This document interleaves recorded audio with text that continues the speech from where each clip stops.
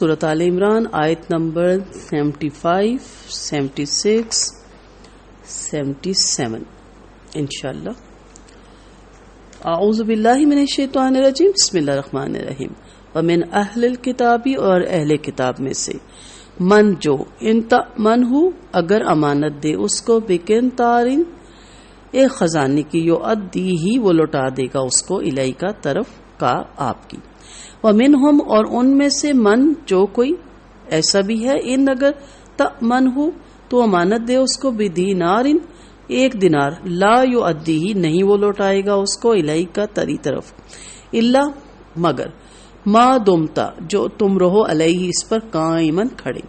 ذالکا یہ، بینا بوجہ اس کے کہ ہم وہ، قالو کہتے تھے، لیسا علینا نہیں ہے ہم پر، فی الامیین امیوں کے بارے میں، سبیل کوئی راستہ، کوئی پکڑ. وَيَقُولُونَ عَلَى اللَّهِ الْكَذِبَ اور وہ کہتے تھے اللہ پر جھوٹ، وَهُمْ يَعْلَمُونَ اور وہ جانتے بھی ہیں.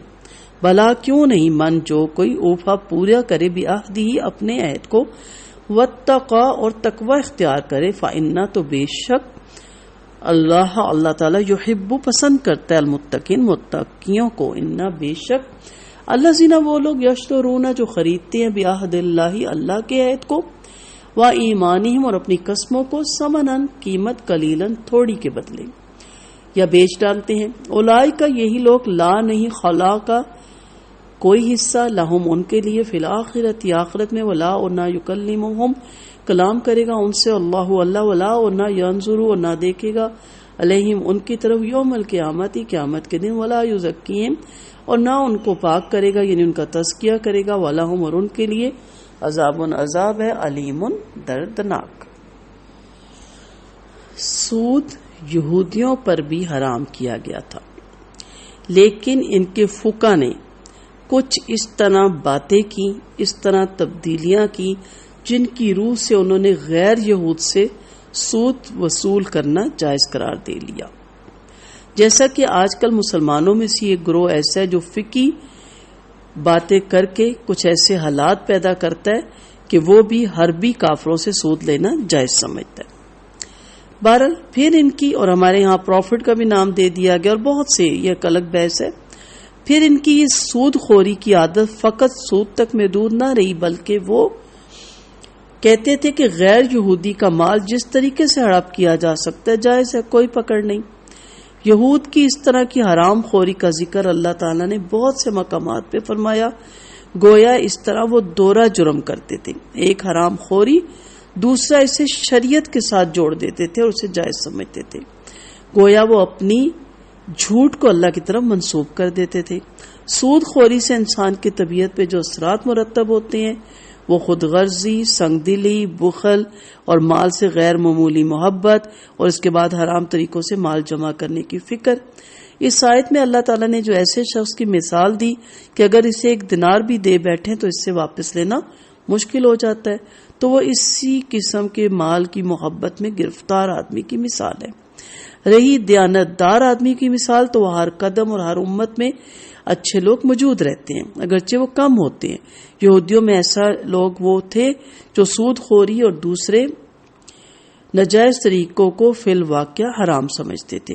عبداللہ بن سلام ایسے ہی شخص تھے. کسی نے ان کے پاس 12 اوقیہ سونا بطور امانت رکھا، اور جب مالک نے اپنی امانت طلب کی تو فوراً ادا کر دی. اب ان کے مقابلے میں ایک یہودی تھا، کسی نے ایک اشرفی اس کے پاس امانت رکھی تھی، جب اس نے اس سے امانت طلب کی تو وہ مکر گیا. یہودیوں کا غیر اسرائیلیوں کے مال کو جائز سمجھنا یہاں ذکر ہے. یہودیوں کا غیر اسرائیلیوں کے مال کو جائز اور ناجائز ذریعے سے ہڑپ کر جانے کا جو جواز ان کی اپنی کتابوں سے بھی ثبوت ملتا ہے، اور یہ کتابیں آپ جانتے ہیں اس میں تبدیلی کی ہوئی تھی اور خود لکھی ہوئی تھی. تلمود میں کہا گیا کہ اگر اسرائیل کا بیل کسی غیر اسرائیل کے بیل کو زخمی کر دے تو اس میں کوئی تاوان نہیں، مگر غیر اسرائیلی کا بیل اگر اسرائیلی کے بیل کو زخمی کر دے تو اس پر تاوان ہے. نیز اگر کسی کو کوئی گری پڑی چیز ملے تو اسے دیکھنا چاہیے کہ گرد و بیش آبادی کن لوگوں کی ہے. اگر اسرائیلیوں کی ہے تو اسے اعلان کرنا چاہیے، اور اگر غیر اسرائیلیوں کی ہے تو اسے بلا اعلان وہ چیز رکھ لینی چاہیے. ربی شماوائل کہتا ہے کہ اگر امی اور دوسرے اسرائیلی کا مقدمہ قاضی کے پاس آئے تو اگر قاضی اسرائیلی قانون کے مطابق اپنے مذہبی بھائی کو جتوا سکتا ہو تو اس کے تحت جتوائے اور کہے کہ یہی ہمارا قانون ہے، اور اگر امیوں کے قانون کے مطابق جتوا سکتا ہو تو اس کے تحت جتوائے اور کہے کہ یہ تمہارا قانون ہے، اور اگر دونوں قانون ساتھ نہ دیتے ہوں تو پھر بھی ہیلے کر کے وہ اسرائیلی کو کامیاب کرے۔ ربی شموائل کہتا ہے کہ غیر اسرائیلی کی ہر غلطی سے فائدہ اٹھانا چاہیے۔ یہود کی باطنی خباثتوں کے ذکر کر کے درمیان ان کی بدنیتی کا ذکر اس نسبت سے آیا کہ ان دونوں کا منبع ایک ہی ہے، اور وہ ہے تقوی کا فقدان، یعنی جو لوگ اللہ تعالیٰ سے ایسے بے باک اور نڈر ہو گئے کہ نہ وہ اللہ کے احکام بیان کرنے میں دیانت سے کام لیتے ہیں اور نہ ہی دوسرے لوگوں سے معاملات میں وہ دیانت کو سامنے رکھتے ہیں، تو ان کے ذہن میں بس ایک ہی سود سمایا ہوا ہے۔ وہ چونکہ انبیاء کی اولاد ہیں لہٰذا جو کچھ بھی وہ کر لیں یہ بھی ان کی خوش فہمی تھی۔ دوزخ کی آگ ان پہ حرام کر دی گئی۔ اس ذوم باطل کی بنا پر وہ غیر اسرائیلیوں کے اموال کو ہر جائز اور ناجائز طریقے سے ہڑپ کر جانے کو کچھ بھی جرم نہیں سمجھتے تھے۔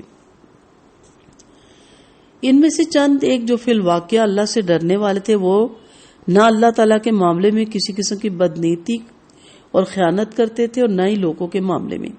ایسے متوقع لوگوں میں سے ایک عبداللہ بن سلام تھے رضی اللہ عنہ، اور ان کے حلقہ اثر کے لوگ تھے جو لوگوں سے بھی کسی طرح کی بدنیتی یا ہیرا پھیرا نہیں کرتے تھے اور نہ ہی وہ وعدہ خلافی کرتے تھے، اور جب انہیں یہ تسلی ہوگی کہ نبی واقعی وہی نبی ہے جن کی توریت میں بشارت دی گئی تو وہ بلا خوف اسلام کے طرف لوٹ آئے۔ اب یہاں پہ جب انسان اس طرح کے کام کرتا ہے تو سب سے پہلے عہد توڑتا ہے۔ اللہ کے عہد اور قسموں کے بدلے تھوڑا سا فائدہ اٹھا لینے کی بہت سی صورتیں ممکن ہیں۔ ان میں سے 2 صورتوں کا ذکر بخاری میں آیا ہے۔ جھوٹی قسم سے مال بٹورنا، نمبر 1۔ اشعث بن قیس کہتے کہ آیت میرے حق میں اتری، میرے چچا زاد بھائی کی زمین میں میرا کنواں تھا، آپ نے مجھ سے فرمایا گواہ لاؤ ورنہ اس سے قسم لے لو، اور میں نے عرض کیا یا رسول اللہ وہ تو قسم کھا جائے گا۔ آپ صلی اللہ علیہ وسلم نے فرمایا جو شخص کسی مسلمان کا مال مارنے کی نیت سے خواہ مخواہ جھوٹی قسم کھائے تو جب وہ اللہ سے ملے گا تو اس وقت اللہ پر غضبناک ہوگا۔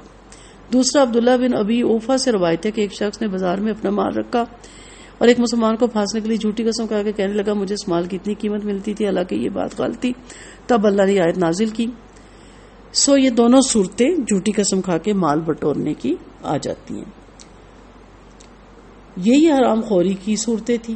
باقی صورتیں مثلا فقی، اس میں چیم گوئیاں کرنا، کتاب اللہ میں تبدیلی کرنا، غلط تحویلیں کر کے فتوے دینا اور ان کے مال وصول کرنا، کسی سے کوئی چیز آرتن لینا، مکر جانا، قسم اٹھا لینا کہ قسم سے میرے پاس تو ہے ہی نہیں، غرض کہ یہ بدنیتی کی جتنی بھی اقسام ہو سکتی ہے ان سب پر اس کا اطلاق ہوتا ہے۔ واضح ہے کہ جب قرآن کریم یا احادیث میں کسی جرم کے متعلق ایسے الفاظ استعمال ہوتے ہیں کہ قیامت کے دن اللہ ان سے کلام بھی نہیں کرے گا، دیکھے گا بھی نہیں، تو اس پر اللہ کا غضب ہوگا، یعنی پاک بھی نہیں کرے گا، تو ایسے گناہ یقیناً کبیرہ گناہ ہوا کرتے ہیں۔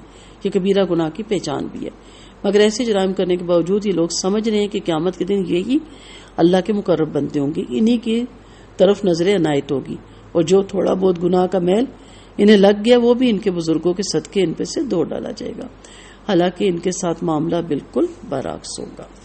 تو اپنے عقائد درست رکھیں۔ کیا آج ہمارے اندر بھی یہ عقائد نہیں آ گئے کہ میرا مرشد مجھے بچا لے گا، نعوذ باللہ، میرے پیر کی بیعت مجھے بچا لے گی اور عبد القادر جنانی غوث آ کے مجھے بچا لیں گے؟ ایسا نہیں ہے۔ تقوی اختیار کریں۔ بلا من اوفا بعہدہ واتقی فإن اللہ یحب المتقین۔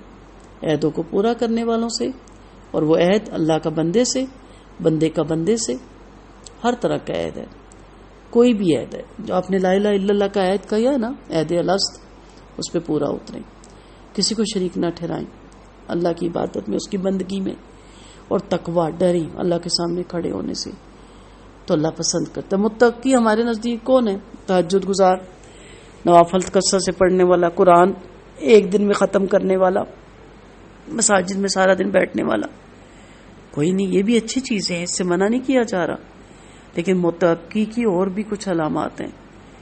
جو معاملے حقوق اللہ اور حقوق العباد کے ساتھ ہوتے ہیں، اللہ کو ضامن بنا کے قسم کھانا اور اس کے بعد مکر جانا، یہ متقی نہیں ہوتے. سو دینداری صرف داڑھی میں، ٹخنے سے اونچی شلوار کرنے میں اور مساجد آباد کرنے میں نہیں ہے. میں اس کو غلط نہیں کہہ رہی، نعوذ باللہ، وہ بھی ضروری ہے، بلکہ اشد ضروری ہے. لیکن بدنام کہاں ہوتا ہے اسلام اور مسلمان؟ جب وہ ان معاملوں میں فراڈ کرتا ہے. وآخر دعوانا ان الحمد للہ رب العالمین.